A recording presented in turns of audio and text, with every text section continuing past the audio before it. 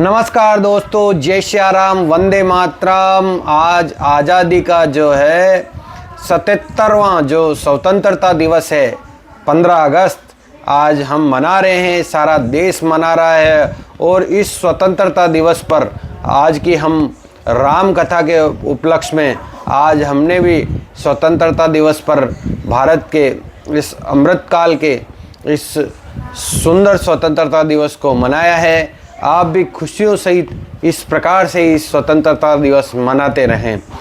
हमारा प्रेम और सौहार्द का ये जो दिवस होता है, हमारे स्वतंत्रता में शौर्य पराक्रम और अंग्रेज़ों से जो गुलामी की बंदिशों को तोड़कर भारत के स्वतंत्र होने की ये गाथा कई वीर जो आज़ादी के क्रांतिकारी है उनके खून से सनी हुई गाथा को याद दिलाता है। दोस्तों, भारत को आज़ाद हुए अब ये 76 साल पूर्ण हो गए और आज हम ये 77वां ये स्वतंत्रता दिवस मना रहे हैं। इसके उपलक्ष्य में आप खूब देश प्रेम जो बांटे और देशभक्ति में सराबोर रहें, क्योंकि राष्ट्र सर्वोपरि यही हमारा नारा है। राष्ट्र सर्वोपरि, जाति धर्म और मजहब और सभी जो चीज़ें हैं उनसे ऊपर हमारा राष्ट्र है, हमारा भारत राष्ट्र है। और भारत के इस अनुपम शौर्य दिवस की, भारत के इस जो गरिमा के इस दिवस पर हम सब खुशियां बांटें और खुशियों से सराबोर रहें। इसी के साथ आपको सभी को 77वें स्वतंत्रता दिवस की हार्दिक शुभकामनाएं। जय हिंद, जय भारत। नमस्ते मित्रों, आज की कथा में हम अब आगे बढ़ेंगे और हमने वाल्मीकि कृत रामायण के कल के अध्याय में हमने ये आपने कथा में सुना होगा कि किस प्रकार से कल की कथा में जो है मारीच का वध कर दिया जाता है और जो है भगवान राम फिर अपनी कुटिया के पास में आते हैं मारीच करने के वध के बाद में, और सीता जी का अपहरण करके रावण उनको लंका पर ले गया है। तब मारीच का वध करने के पश्चात राम शीघ्र अपनी कुटिया की ओर लौट आए। मार्ग में उन्हें विचार आया कि ये राक्षस जन स्थान में उनकी पूरी सेना का संहार किए जाने के कारण निश्चय ही मुझसे प्रतिरोध लेना चाहते हैं। मुझे बहलाकर दूर ले जाने, सीता का हरण करने हेतु मारीच की ये चाल संभवतः उस योजना का एक अंश थी। मैं प्रार्थना करता हूँ कि मेरे स्वर में मारीच की पुकार सुनकर लक्ष्मण सीता को अकेला ना छोड़ दे। तो अपने पीछे सियार के भयानक करुण क्रंदन को सुनकर राम ने के संशय में जो है वो वृद्धि होने लगी और पक्षी तथा प्राणी भी भयंकर जो है क्रंदन करने लगे। इस प्रकार से जो है सियार की अपने पीछे जो सियार का भयंकर रुदन है, पक्षी प्राणी भी भयंकर रुदन करते हुए राम की दाहिनी ओर से होकर जाने लगे। इसके अतिरिक्त उनकी बाईं आंख में ऐंठन होने लगी, उनकी बाईं भुजा वेग से जो है फड़कने लगी। इस प्रकार से जो है भगवान राम की बाईं भुजा जोर जोर से फड़कने लगी, हृदय धड़कने लगा। ऐसे ही अपशुगुन के चिन्हों का अनुभव करते हुए राम ने देखा कि लक्ष्मण कुटिया की दिशा से आ रहे हैं। बाएं हाथ में उन्हें पकड़कर राम ने तुरंत उनकी भर्त्सना करने लगे। तुमने सीता को असुरक्षित छोड़कर मेरी आज्ञा का उल्लंघन करने का साहस कैसे किया? इन अपशगुनों को देखकर मैं समझ सकता हूं कि उसे मार दिया गया है या उनका अपहरण कर लिया गया है। हे लक्ष्मण, तुमने सीता को नितांत अकेली कैसे छोड़ दिया? इस प्रकार से राम जी जो है वो क्रंदन करने लगे। जब वो दोनों कुटिया की ओर जा रहे थे, राम पगडंडी पर फिसल गए। सीता से वियोग के भय एवं लक्ष्मण द्वारा उन्हें असुरक्षित छोड़ देने के कारण उत्पन्न क्रोध में राम व्याकुल होकर एक विक्षिप्त व्यक्ति की भांति विलाप करने लगे। यदि सीता का देहांत हुआ तो मैं आत्महत्या कर लूँगा, क्योंकि मैं सीता के बिना जीवित रहने का सोच भी नहीं सकता हूँ। हे लक्ष्मण, तुमने मेरे साथ ऐसा विश्वासघात क्यों किया? मेरी प्रिय सीता को असुरक्षित क्यों छोड़ दिया? लक्ष्मण समझाने का प्रयास करने लगे। सहायता के लिए आपकी पुकार सुनकर सीता विक्षिप्त सी हो गई। वे मुझ पर दोषारोपण करने लगी, मुझे धिक्कारने लगी कि मैंने आपको निसहाय छोड़ दिया है ताकि मैं उनके संग भोग कर सकूं। उन्होंने मुझ पर भरत का साथ देने का भी आरोप लगाया और मुझे अपना शत्रु बताया। उनके द्वारा लगाए गए आरोपों को मिथ्या सिद्ध करने हेतु मैं आपकी सहायता के लिए यहाँ चला आया हूँ। राम ने रोष में आकर उत्तर दिया, सीता को यह सुरक्षित छोड़ आने का कोई कारण नहीं है। तुम्हें भली भांति ज्ञात है कि मैं अजितु, मुझे कोई जीत नहीं सकता है, और राक्षसों तथा किसी अन्य में से मैं स्वयं की सुरक्षा करने में पूर्ण रूप से सक्षम हूँ। तुम्हें स्त्री के क्रोध से उत्तेजित होकर मेरी आज्ञा का उल्लंघन नहीं करना चाहिए था। हे लक्ष्मण, तुमने अनुचित व्यवहार किया है। ऐसा व्यवहार तुम्हें शोभा नहीं देता है। अंत में राम और लक्ष्मण अपनी कुटिया पर पहुंचे जहां कोई नहीं था। तब राम चारों ओर सीता को खोजने लगे। उन्हें न पाकर उनका चेहरा मुरझा गया और शोक से काला पड़ गया। वियोग की अनुभूति से उत्पन्न दिव्य विक्षिप्तता से दुखी राम वृक्ष से पूछने लगे, क्या तुमने पीत वर्ण के रेशमी वस्त्र पहने हुए तथा केशों को पुष्प से सुसज्जित किए हुए मेरी प्रिय सीता को इधर से जाते हुए देखा है? राम वन में प्राणियों एवं पक्षियों से भी पूछने लगे कि क्या उन्होंने सीता को देखा है। कोई उत्तर जब उनको भगवान राम को नहीं मिलता है तो कोई उत्तर ना पाकर वे अधिक विषादग्रस्त हो गए।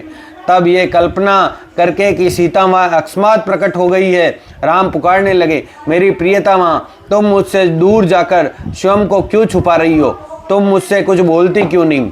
इस तरह से राम जो है सीता जी की अनुपस्थिति में विलाप करने लगे। तब राम ने सोचा कि राक्षसों ने सीता का वध कर दिया होगा और वे मतलब उनके शारीरिक अंगों के विषय में सोचने लगे। सीता को प्राप्त करने की आशा का त्याग किए बिना राम और लक्ष्मण पर्वतों और वनों की खोज करते रहे, किंतु जब सीता का कहीं पता नहीं चला तो राम निरुत्साहित होकर और निराश होकर बैठ गए। लक्ष्मण ने उन्हें ढूंढते रहने के लिए प्रोत्साहित किया। इस प्रकार उन्होंने अनेक पर्वतों, वनों और मैदानों की खोज की। अंततः राम अति शोकाकुल हो उठे और आगे नहीं बढ़ सके। वे गतिहीन से होकर खड़े हो गए तथा अकारणी लंबी सांसें लेने लगे। उनके नेत्र अश्रुपूरित हो गए, आंसुओं से भर गए। राम ने सीता को ढूंढ लेने के लक्ष्मण के आश्वासनों पर कोई ध्यान नहीं दिया। प्रेम से व्याकुल राम असहाय होकर बार बार सीता सीता पुकारने लगे। विक्षिप्त होकर उन्होंने जो है पुकारा, मेरी प्रियतमा, तुम कहीं छुपकर मेरे साथ क्रीड़ा तो नहीं कर रही हो? मैं प्रार्थना करता हूं कि तुम मेरे समक्ष आओ, क्योंकि ये वेदना असहनीय है। प्रभु के वियोग में भक्तों द्वारा विलाप किए जाने के अनेक उदाहरण मिलते हैं। वृंदावन की गोपियों ने तो अपना सारा जीवन श्री कृष्ण की खोज में भ्रमण करते हुए व्यतीत कर दिया था। श्रेष्ठ भक्त के रूप में जो है भगवान के प्रति विरह भाव को भगवत प्रेम की पराकाष्ठा के रूप में स्वीकार किया।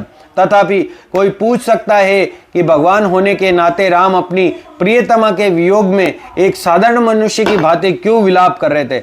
वस्तुतः सर्वज्ञ होने के कारण निश्चित रूप से उन्हें सीता की स्थिति ज्ञात थी।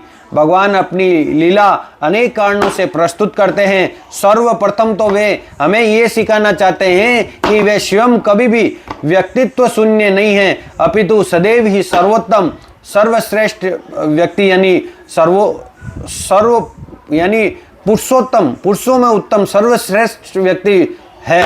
इस प्रकार वे अपने भक्तों को सुख देते और कपोल कल्पना करने वाले तथा योगियों को ये बताते हैं कि परम सत्य के वश में होते हैं। दूसरे वे न्याय का मार्ग अर्थात धर्म की स्थापना करने आते हैं। भगवान एक व्यक्ति है जिन्हें प्रेम से नियंत्रित किया जा सकता है, जो प्रेम में दैत्यों का संहार करने के लिए भी आते हैं। अपनी अपहृत पत्नी के लिए विलाप करते हुए भगवान राम धर्म की तथा उचित आचरण की संस्थापना करते हैं। वे नकारात्मक उदाहरण द्वारा ये स्पष्ट करना चाहते हैं कि स्त्री के प्रति अत्यासक्त पुरुष की स्थिति भी कैसी होती है। ये घटना ये भी दर्शाती है कि एक स्त्री को सदैव ही सुरक्षा प्रदान की जानी चाहिए, अन्यथा रावण के जैसे राक्षसों द्वारा उसका शोषण किया जाएगा। वैदिक जीवन पद्धति में स्त्रियों के स्वतंत्र जीवन पर प्रतिबंध है। स्त्री कितनी भी शक्तिशाली क्यों ना हो, वे स्वतंत्र रूप से अपनी सुरक्षा नहीं कर सकती है। तथापि ये निर्देश भौतिकतावादियों के लिए भी है। आध्यात्मिक दृष्टि से राम पूर्ण पुरुषोत्तम भगवान होने के कारण भौतिक दशाओं के अधीन नहीं है। सीता के वियोग में राम के अनुभव को औदार्य प्रेम यानी वीर्य में किए जाने वाला अलौकिक माधुर्य प्रेम, उसको औदार्य प्रेम कहा जाता है। ये भगवान के आनंद सामर्थ्य की एक लीला है और आध्यात्मिक विश्व के माधुर्य प्रेम रस का एक अंश है। अनेक बार पुकारने पर भी जब सीता प्रकट नहीं हुई, तब राम को विश्वास हो गया कि राक्षसों ने उसका वध कर दिया है। लक्ष्मण भी दुखी थे। राम ने उनसे कहा, हे लक्ष्मण, जाकर गोदावरी नदी के तट पर देख आओ, संभवतः सीता वहां पुष्प एकत्रित कर रही होगी। तत्पश्चात जब लक्ष्मण सीता को लिए बिना ही अकेले ही गोदावरी नदी के तट पर से लौट आए, तब राम स्वयं ही नदी पार करके गए और वृक्षों तथा वन्य प्राणियों से उनके विषय में पूछने लगे, किंतु रावण के भय से किसी भी प्राणी को उत्तर देने का साहस नहीं हुआ। तथापि राम को मृगु की दृष्टि में कुछ अर्थ दिखाई दिया जो उनकी ओर देख रहे थे। राम ने मृगु से अनेक नेत्रों के माध्यम से प्रश्न पूछकर उनके मन की भाषा पढ़ने का प्रयत्न किया। मृग अपना सिर ऊपर उठाए दक्षिण दिशा की ओर देख रहे थे, मानो इस बात की सूचना दे रहे हो कि सीता को आकाश मार्ग द्वारा दक्षिण दिशा की ओर ले जाया गया है। लक्ष्मण मृगु के संदेश को समझ गए, तब उन्होंने उसी दिशा में चलने का निश्चय किया ताकि कुछ पता चल सके। वहां से चलकर शीघ्र ही उन्होंने बिखरे हुए कुछ पुष्प देखे जो राम ने सीता को दिए थे। निकट स्थित एक पर्वत को संबोधित करते हुए वो कहते हैं, सीता कहाँ गई है? राम ने कहा, इस मार्ग में कोई उत्तर न मिलने पर राम क्रोधित होकर कहने लगे, हे शक्तिशाली पर्वत। भगवान राम जो है एक पर्वत से पूछते हैं कि सीता कहाँ गई है, और जब वो पर्वत की ओर से कोई उत्तर नहीं मिलता है तब भगवान राम क्रोधित होकर कहते हैं कि हे शक्तिशाली पर्वत, यदि तुम मेरे प्रश्नों का उत्तर नहीं दोगे तो मैं तुम्हें अपने बाणों से नष्ट कर दूंगा। राम पर्वत की चोटी पर अपनी तपती दृष्टि से देख रहे थे और वहां केवल सन्नाटा था। राम पर्वत पर अपने बाण चलाने ही वाले थे कि लक्ष्मण ने उन्हें सीता के पद चिन्ह दिखाए, जिनके आसपास किसी विशाल राक्षस के पद चिन्ह भी थे। कुछ दूर उन पद चिन्हों की ओर चलने के पश्चात राम व लक्ष्मण ने रावण का टूटा हुआ धनुष, विनष्ट रथ के कुछ भाग और सीता के कुछ टूटे हुए आभूषण देखे। जब उन्होंने रक्त की कुछ बूंदें देखी, तब राम ने यह सोचा कि अवश्य ही राक्षसों ने सीता का वध कर दिया होगा, क्योंकि ऐसा प्रतीत होता है कि उस स्थान पर दो नर बक्षियों ने आपस में युद्ध किया हो। उन मृत खच्चरों, विनष्ट रथ और बिखरे हुए अस्त्रों को देखकर राम ने प्रतिज्ञा की, अब कोई राक्षस मेरी प्रतिहिंसा से नहीं बच सकता है, क्योंकि सीता की हत्या के प्रतिकार स्वरूप आज ही मैं उन सब का विनाश कर दूंगा। इन अक्षम देवताओं ने मेरी असहाय पत्नी की रक्षा के लिए कुछ उपाय क्यों नहीं किया? यदि ये देवता तत्काल सीता को लेकर मेरे सन्मुख नहीं आए तो मैं उनकी लापरवाही एवं राक्षसों के इस अपराध के बदले मैं संपूर्ण ब्रह्मांड का विनाश कर दूंगा। राम के नेत्र क्रोध से रक्तिम हो गए, उनके अधर क्रोध से फड़क रहे थे। तब लक्ष्मण के पास से धनुष लेकर राम ने उस पर एक विनाशकारी बाण चढ़ाया, जिससे संपूर्ण ब्रह्मांड का विनाश हो जाए। भय के मारे लक्ष्मण ने अपने दोनों हाथ जोड़कर सेव इन्हें प्रार्थना की। देखिए मित्रों, भगवान हमें यह भी बताते हैं कि आपका क्रोध कहाँ पर जायज है, कहाँ पर नाजायज है, कहाँ पर आप क्रोध कर सकते हैं, कैसे मूवमेंट पर आपको, कैसे समय पर आपको क्रोध करना चाहिए, कहीं कैसे समय पर आपको आत्मसंयमी बनना चाहिए, कहाँ पर संयम रखना चाहिए। तो इस प्रकार से हमें जो है भगवान राम की कथा से विभिन्न प्रकार की जो है प्रेरणा, विभिन्न प्रकार का ज्ञान, विभिन्न प्रकार के जो कहानियों से हमें हमारे जीवन में भी किस प्रकार से हमें चलना चाहिए, रहना चाहिए, जीना चाहिए, इस प्रकार की बातें सीखने को मिलती है। तब लक्ष्मण लाल जी महाराज जो है हाथ जोड़कर प्रार्थना किए कि राम, आप स्वभाव से ही भद्र, आत्म संयमी तथा सभी जीवों के हितैषी है, अतः अपनी उत्तेजना को नियंत्रण में रखें और विवेक से कार्य करें। मुझे लगता है कि इस संघर्ष में केवल एक ही राक्षस का हाथ है, क्योंकि यहाँ नष्ट हुआ एक ही रथ है। हमें सीता की खोज करते रहना चाहिए। उसके पश्चात भी यदि वह हमें न मिले तब आपको जैसा उचित लगे वैसे करें। भ्राताश्री, आप सहनशीलता का अभ्यास करें, क्योंकि दुख अनिवार्य है। यदि आप भी जीवन के कष्टों को सहन नहीं करेंगे तो एक सामान्य व्यक्ति से इसकी आशा कैसे की जा सकती है। आपको केवल अपने शत्रु के विनाश के उपायों पर विचार करना चाहिए। इसके लिए संपूर्ण ब्रह्मांड का विनाश करने की कोई आवश्यकता नहीं है। ऐसा कहते हुए लक्ष्मण राम के चरण कमलों को दबा रहे थे। वे बार बार उन्हें सांत्वना दे रहे थे। राम ने अपने धनुष से बाण निकाल लिया एवं समूचे जन स्थान में सीता की गहन खोज करते रहने के लिए लक्ष्मण के सुझाव को स्वीकार कर लिया। तत्पश्चात वन में खोजते हुए राम व लक्ष्मण ने रक्त रंजित जटायु को देखा। राम ने सोचा कि पक्षियों का वेश धारण किए हुए ये कोई राक्षस है जो सीता का भक्षण करके विश्राम कर रहा है। इस प्रकार राम उसे और बढ़ते हुए उस धनुष पर बाण चढ़ाकर उसे छोड़ने के लिए तैयार हो गए। निकट जाने पर राम को ज्ञात हुआ कि वे जटायु है, जो सीता को रावण के चंगुल से बचाने के प्रयास में प्राणघातक रूप से घायल हो गया। अपने ही सेवक की ऐसी दशा देखकर राम और भी दुखी हो गए और धनुष पर को परे फेंक कर उनको उस जटायु को जो है गले से लगा लेते हैं। अधीर होकर राम ने पूछा, हे जटायु, कृपया मुझे सीता व उनके अपहरणकर्ता के विषय में वे सब कुछ बातें बताइए जो आप जानते हैं। घायल जटायु ने संपूर्ण घटना कह सुनाई और कहा, रावण सीता को दिन के समय उठाकर ले गया है, जिसे विंद कहते हैं।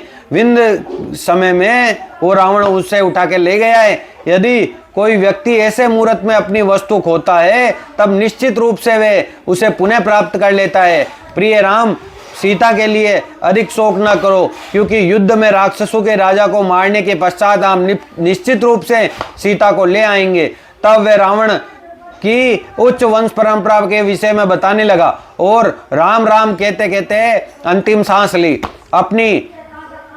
तो इस प्रकार से जो है मतलब जटायु जी महाराज जो है वो अपनी अंतिम सांस ले लेते हैं और अपने प्राण त्याग देते हैं। राम ने लक्ष्मण से कहा, सीता के अपहरण की घटना से अधिक दुखी मैं जटायु की मृत्यु से हूँ, जिसने मेरे लिए अपने प्राण की आहुति दे दी है। जाकर कुछ लकड़ियां लेके आओ ताकि हम इसकी दाह क्रिया कर सके और ये सर्वविदित हो कि मेरे लिए की गई सेवा के परिणाम स्वरूप जटायु को सर्वोच्च लोक प्राप्त होगा। लक्ष्मण ने चिता तैयार की। राम ने जटायु का शरीर उस पर रखा और अग्नि दी। जटायु की आत्मा की शांति के लिए दोनों भाइयों ने प्रार्थना की और वैदिक मंत्रों का पाठ किया। तब राम व लक्ष्मण ने गोदावरी नदी के तट पर जलार्पण करने के लिए गए और उसके पश्चात उन्होंने स्नान किया। इस प्रकार अंतिम संस्कार पूर्ण करने के पश्चात राम व लक्ष्मण ने पुनः अपना ध्यान सीता की खोज की ओर केंद्रित कर दिया और वन में जो है वन विचरने लगे। दक्षिण पश्चिम की ओर जाने पर उन्होंने वृक्षों और झाड़ियों से परिपूर्ण एक ऐसा स्थान देखा जहां उस समय तक कोई नहीं जा सका हो। अत्यंत कठिनाई से उस दुर्गम स्थान को पार करने के पश्चात वे दंडकारण्य वन को छोड़कर क्रौंच वन में पहुंच जाते हैं। उसे पार करके राम और लक्ष्मण एक अन्य सघन वन में प्रविष्ट हुए। वहां अकस्मात उनका सामना एक विशाल राक्षसनी से हुआ जो एक विशाल गुफा के समक्ष खड़ी थी। लंबे नुकीले दांतों वाली, विशाल उदर व कठोर त्वचा वाली वे भयंकर राक्षसनी जल्दी से आगे बढ़ी और हाथ से लक्ष्मण को पकड़कर बोली, हे सुंदर व्यक्ति, जरा मेरे संग आओ और इस मनोहर वन का आनंद लो। तब उस राक्षसनी ने लक्ष्मण को गले से लगाते हुए कहा, मुझे अपनी प्रिय पत्नी के रूप में स्वीकार कर लो, मैं तुम्हारी हूँ। उसके उत्तर में लक्ष्मण ने क्रोधित होकर अपनी तलवार खींची और उस राक्षसनी की नाक, कान और स्तन काट दिए। रक्त बहती हुई तथा पीड़ा से चीखती हुई वे राक्षसनी भाग गई। राम और लक्ष्मण पुनः आगे चल पड़े। अकस्मात ही राम ने कहा, मेरी बाईं भुजा फटक रही है और मन विचलित हो रहा है। हे लक्ष्मण, आसन विपत्ति का सामना करने के लिए हमें तैयार रहना चाहिए। तो कुछ क्षणों के पश्चात ही उन्होंने वंजुलक पक्षी की भयंकर चीख सुनी और ऐसा सुनकर लक्ष्मण ने कहा, यह इस बात का सूचक है कि विजय हमारी होगी। वन में कुछ दूर जाने पर राम व लक्ष्मण ने तूफान की गर्जना के समान एक उच्च स्वर की ध्वनि सुनी। राम व लक्ष्मण ने सावधानी पूर्वक हाथ में तलवार लिए उस ध्वनि के स्रोत की ओर बढ़े। उन्होंने एक ऐसे विशाल राक्षस को देखा जिसके सिर, गला और पैर नहीं थे तथा उदर के मध्य में भयंकर मुख स्थित था। वे पर्वत के जैसा विशाल राक्षस था जिसके पूरे शरीर पर चुभने वाले बाल थे। उसकी छाती पर 2 अग्निमय नेत्र थे और उसकी लंबी भुजाओं का विस्तार 8 मील तक का था, जो उसे विशाल प्राणियों को सहजता पूर्वक पकड़कर उसका भक्षण कर लेने में सक्षम बनाती थी। यद्यपि राम और लक्ष्मण उस दैत्य को देखने के पश्चात उससे 2 मील दूर चले गए, किंतु राक्षस ने उन दोनों को इस प्रकार जकड़ लिया कि वे असहाय हो गए। राम विचलित नहीं हुए, परंतु लक्ष्मण निराश होकर बोले, हे राम, आप इस राक्षस को अपने जीवन के बदले मेरा बलिदान दे दे। इसके पश्चात आप सीता की खोज पुनः कर सकेंगे। जब राम ने लक्ष्मण को निर्भर रहने के लिए प्रोत्साहित किया, तब राक्षस ने कहा, मेरा नाम कबंध है। ये अत्यंत सौभाग्य की बात है कि तुम दोनों मेरे वन में आए हो, क्योंकि मैं बहुत दिनों से भूखा हूँ। क्योंकि विधाता ने तुम्हें मेरा भोजन बनाकर भेजा है, मुझे ऐसा लगता है कि तुम्हें अपने बहुमूल्य प्राणों की रक्षा करना अत्यंत कठिन होगा। तब लक्ष्मण ने राम से कहा, हमें शीघ्र ही अपनी तलवारों से इस राक्षस की भुजाएं काटकर स्वयं को बचाना होगा।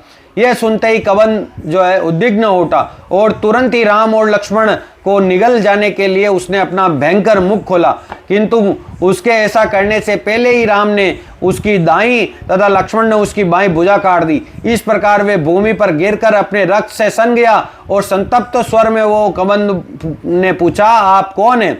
लक्ष्मण ने कहा, ये राम है जो इक्ष्वाकु वंश के एक क्षत्रिय है। मैं इनका अनुज लक्ष्मण हूँ। हम यहाँ राम की पत्नी सीता की खोज में आए हैं, जिन्हें राक्षसों के राजा रावण उठाकर ले गया है। राम का नाम सुनते ही कबंध अत्यंत प्रसन्न हो उठा। तब राक्षस ने बताया, मैं कितना भाग्यशाली हूँ, आप मुझे मुक्त कराने के लिए आए हैं। कृपया सुने कि ऐसा भयंकर रूप मुझे कैसे प्राप्त हुआ है। पिछले जन्म में मैं धनु का पुत्र था। कठिन तपस्या करने के पश्चात मैंने ब्रह्मा को प्रसन्न किया था और उन्होंने मुझे दीर्घ अवधि के लिए जीवन का वरदान दिया था। ये वरदान पाने के पश्चात मुझे अभिमान हो गया कि मैं सोचने लगा कि मेरा प्रमुख शत्रु इंद्र अब मुझे किसी प्रकार की हानि नहीं पहुंचा सकता है। तत्पश्चात मैंने स्वर्ग के राजा इंद्र पर युद्ध भूमि में आक्रमण कर दिया। उन्होंने वेग से मेरे ऊपर वज्रपात किया। जब मेरे ऊपर वे बिजली गिरी, तब मेरा सिर और मेरे पैर शरीर में प्रविष्ट हो गए। स्वयं को ऐसी दीन अवस्था में पाकर मैं इंद्र से याचना करने लगा कि वे मेरा वध कर दे, किंतु उन्होंने ये कहकर मना कर दिया कि ऐसा करने से ब्रह्मा के वचन असत्य हो जाएंगे। अंततः जब मैंने इंद्र से पूछा कि सिर के बिना मैं कैसे जीवित रह सकता हूँ, तब उन्होंने मेरा मुख उदर के मध्य में स्थित करके मेरी भुजाओं को 8 मील लंबा बना दिया। तब इंद्र ने बताया, जब राम व लक्ष्मण तुम्हारे पास आएंगे तब तुम अपने मौलिक स्वरूप को पुनः प्राप्त करोगे। कबंध ने आगे बताया कि उस दिन से मैं अपनी इन लंबी भुजाओं से जीवों को पकड़कर अपने मुंह में डालता जा रहा हूं, इस आशा से कि इंद्र के कथना अनुसार मैं एक दिन राम को भी पकड़ूंगा।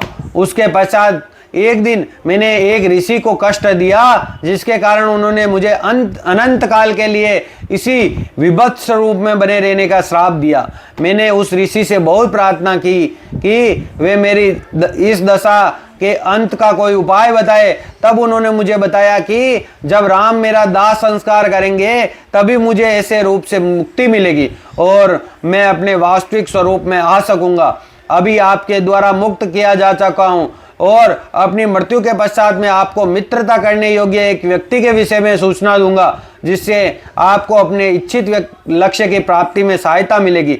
फिर राम ने बताया, मेरी पत्नी सीता को राक्षसों का राजा रावण हर ले गया है, किंतु मुझे केवल उसका नाम पता है।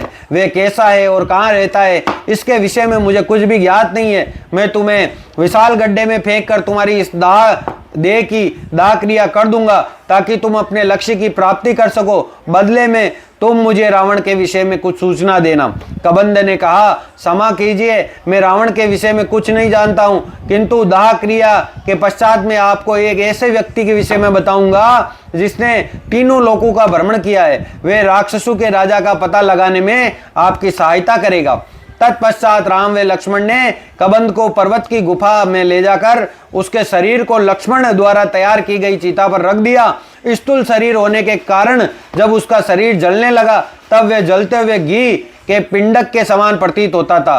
तब उस अग्नि में से कबंध सुंदर वस्त्र धारण किए हुए तथा आभूषणों व हारों से सुसज्जित अपने मूल दिव्य स्वरूप में जो है प्रकट हो गया। इसके बाद जो है कबंध अपने मूल शरीर में प्रकट हो जाता है।